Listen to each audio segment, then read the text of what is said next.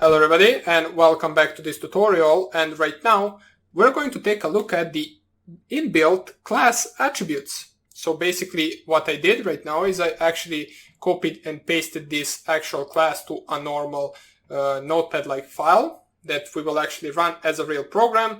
I created an instance of Adam with his email address and his age. Then if we display the information for Adam, you will see if I run this, it will display the information for Adam.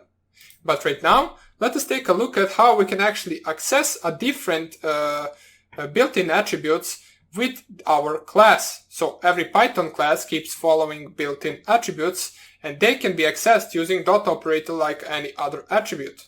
So for example, if you want to have a //doc __doc__ attribute used, which is a class documentation string, you can simply access it with this. So for example, you can print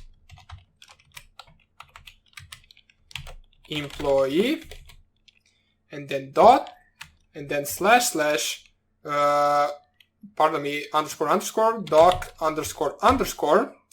and then two dots. And then what we will do is we will actually concat the employee dot dot __doc __.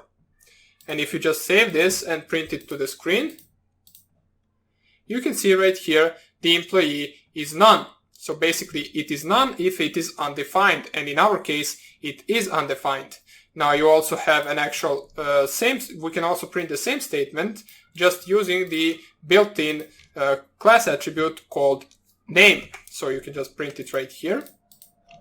And instead of doc, you can just simply type here name. And also in the string itself, let's change it there as well. Name, save it, print it to the screen, and what this will do is it will basically print the class name. As we can see, it prints it correctly because the class name is an actual employee. Okay?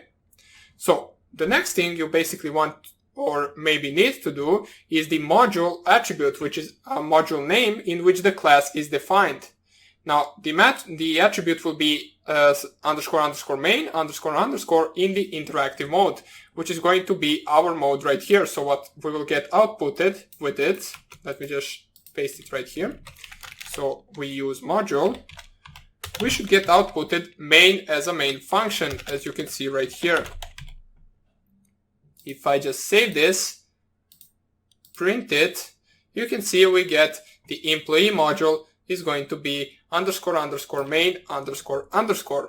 Okay? So those are just some of the built-in attributes that you can actually take a look at. They are not really that useful at the moment, and these are not all that there are, but maybe they will be useful to you later on. So I just wanted to show you that that actually exists as well. And right now, let us take a look at the example of a different class. So what we are going to do is we are going to create a class that is going to take two different values, which is going to be x and y, which are going to define a single point. So right here, we can continue coding that simply by typing class and calling it point. This class point is basically going to have an init function, just like our employee class, which is going to take different variables in it. So def __init __. We need to use the self argument as always, so make sure to specify it right here. Self argument. We have the x and the y variable, but we will set them to be equal to 0 by default. And you can simply do that just by specifying their value in the brackets right here. Okay? Then two dots. And right here, we will set the self.x to be equal to x and self.y to be equal to y. Then what we are going to do is we are going to create a built-in attribute, which is going to be a delete attribute, which is simply just going to print the class name of an instance that is about to be destroyed. So you will see just in a second, if I just use it right here, def __del, which stands for delete. It only takes self argument as a part of the argument list. And basically we can simply just use a variable class _name, which is going to be equal to the self argument, which is going to take the class instance, or pardon me, the class attribute and dot name attribute. Okay? Now this might be a little bit harsh syntax for you, but don't worry. Basically, as I said, this function right here is going to print the class name of an instance that is about to be destroyed. So we will print it right here. Class name, class underscore name, and then comma. And you can see right here, if we just add double quotes or single quotes, destroyed. So what this will do is once we actually use it, it is going to just print out point destroyed, because the point is name of our class and we called the name of our class right here. Therefore, this variable right here will just print here point. Okay, so simple as that. And let me show you just here as well. So we created our class, and right now let us create point1, which is going to be an instance of our class.